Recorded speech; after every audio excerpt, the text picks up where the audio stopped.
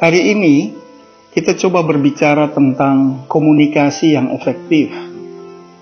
Komunikasi yang efektif itu artinya bahwa semua pesan, semua hasil keputusan yang kemudian kita ekspresikan dalam bentuk bahasa, itu kemudian bisa dimengerti, dipahami oleh orang yang berinteraksi dengan kita.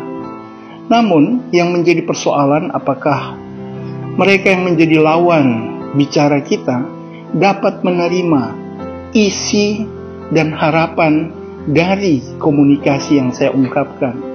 Untuk itu, saudara-saudara, efektivitas dari satu komunikasi itu bergantung dari apakah lawan bicara kita dapat menerima, mengerti, memahami, apalagi melakukan apa yang akan kita harapkan dilakukan oleh orang yang berbicara dengan kita.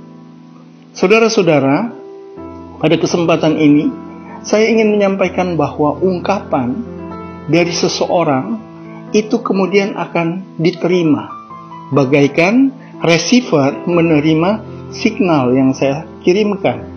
Maka kemudian mereka pun akan mengolah itu menjadi satu data yang kemudian akan dimengerti dan dipahami.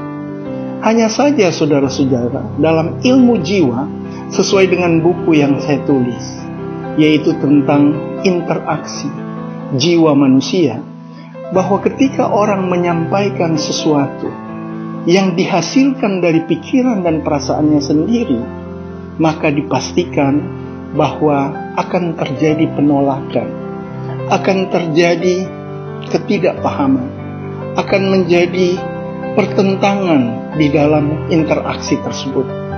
Maka sesuatu yang dihasilkan dari nilai jiwa manusia yang disebut dengan nilai individual didasarkan pada tinggi hati, didasarkan pada kesombongan, didasarkan pada niat jahat, didasarkan pada keangkuhan, didasarkan pada keinginan untuk menang sendiri, maka sudah pasti ini akan mendapatkan penolakan.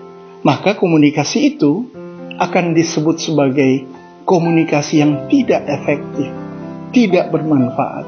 Terus, bagaimana kita menghasilkan satu komunikasi yang efektif?